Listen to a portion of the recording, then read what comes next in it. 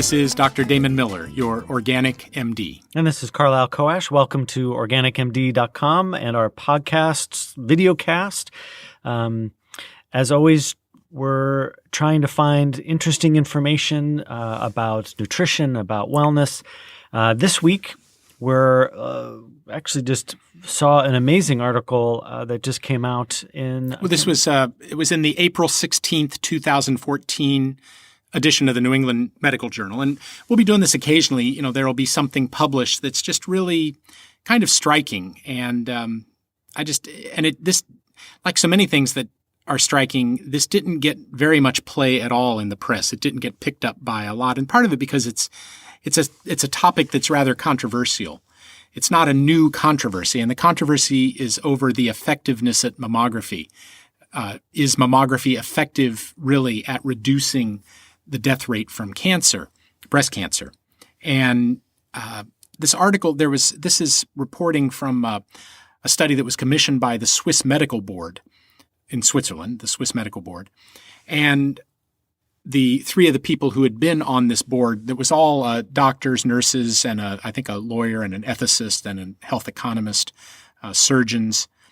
And what they set out to do is they wanted to look at the data on the effectiveness of mammography.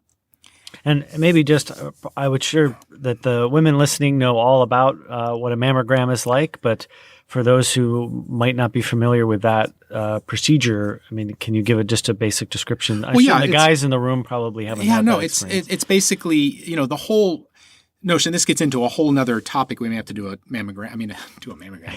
Do a talk about this. But, you know, medicine operates basically the way medicine operates, it waits for you to get a disease and then depends upon early diagnosis as a way to decrease the morbidity and mortality. Okay. So it's not really preventative, but even the language gets confused. Mammography is often referred to as preventative medicine. Waiting for you to get a cancer and then finding it when it's still really small and patting yourself on the back like you did a favor for the woman you found it in, that's not prevention. That's early detection. But the question has been, does the kind of early detection that mammography allows really change anything in terms of the overall outcome that women have? And this study, like I say, this is not a new controversy. Dr. Christine Northrup, who's another person who's out there talking about controversies in medicine, if you look her up, she's been talking about this for years, about how mammography is a much overrated study, that it doesn't really do women very much good.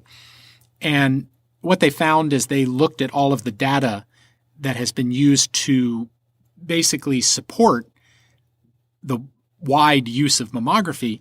They found that the first thing they found was that most of the data is based upon very old research.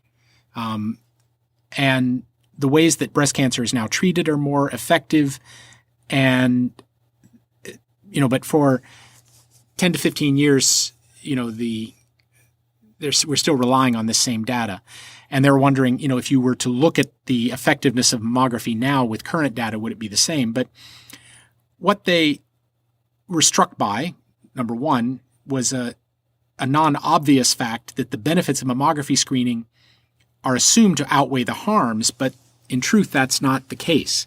That they found that there were a large number of women who undergo follow-up procedures, biopsies, and out of 1,000 women, there would probably be about 8 or 10 who would actually receive a full-bore treatment for breast cancer who didn't really have something that needed that. The other thing they found, they looked... 8 or 10 out of 100? Out of 1,000. Oh, out of 1,000. So 8 or 10 women out of 1,000, because of kind of this aggressive screening, would end up being treated for something that didn't need treatment. Okay. And I guess to make sense out of this, you have to understand, too, another piece of data that they looked at, which was the discrepancy between the perception of the benefits of mammography. And they were looking at it for women who are being treated, but this applies to doctors as well. Doctors have an overrated sense of the effectiveness. But the discrepancy between the perception of the benefit of mammography and the real benefit. And so they did some studies where they polled women. They did questionnaires and things, and they asked women, you know, out of 1,000 women, how many women do you think are alive today because of screening, widespread use of mammographic screening? And they said that out of 1,000 women thought that about 80 women would die from breast cancer if they were screened, and twice that many, 160 women, would die of breast cancer without mammography. If they weren't screened. The truth is that with screening, 4 women die from breast cancer. Out of every 1,000. Out of every 1,000. Without screening, add 1 to that, 5 women die. So basically, you have to almost treat... the same. Well, statistically, it's virtually the same.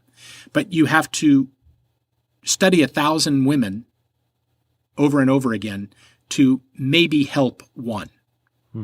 So you've helped 1, but there are 8 to 10 that have been treated who didn't need treatment, let alone all of the fear, anxiety, cost, worry, complications from many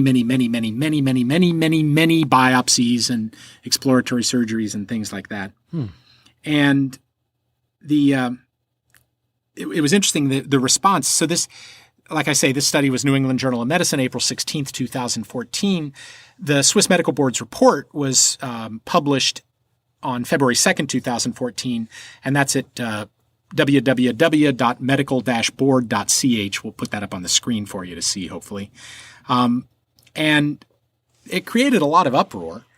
And what was interesting is that the reason that doctors wish this study had never been published, there were 2 main reasons. One is that they said, well, this goes against what we have thought about mammography for so long. And they said, well, but that's why we're here, because we looked carefully at the data, and the data says something different than what you're telling these women. The other thing is that it was going to upset women.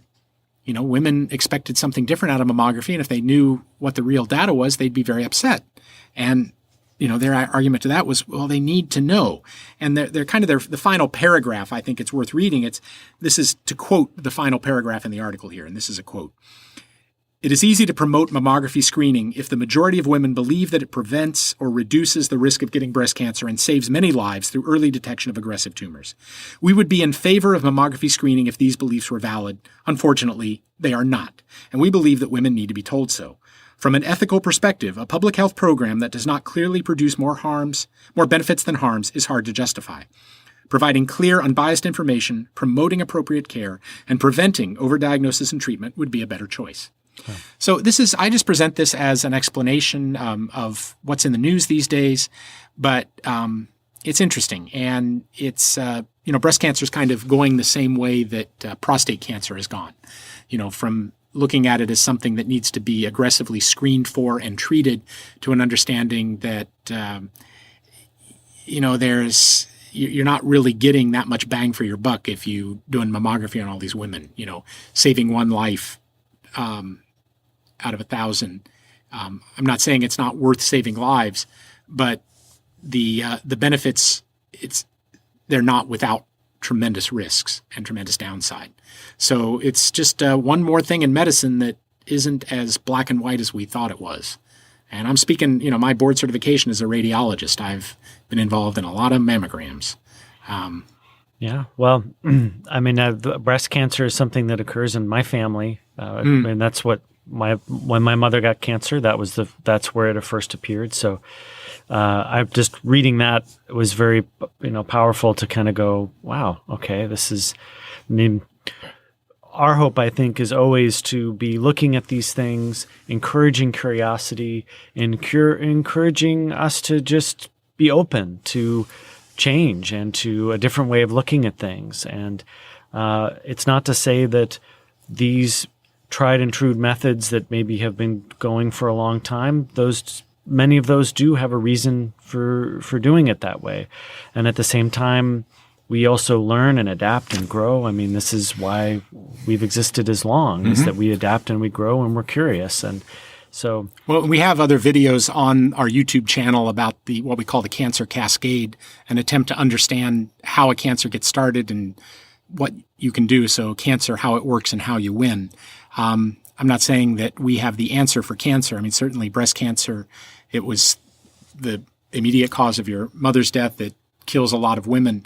The point of this study is not that not to say that breast cancer isn't a terrible thing. It's to say that mammography hasn't really done much to change the outcome. The same number of women are dying from breast cancer pretty much as would have died if no mammography was ever done. And that's really the point, is that we need to do things differently. So this is your Organic MD. We thank you. Subscribe to the channel if you want to hear more. Get notified when we do more podcasts like this. Thank you for spending a little time with us, and we'll talk to you soon. Thank you.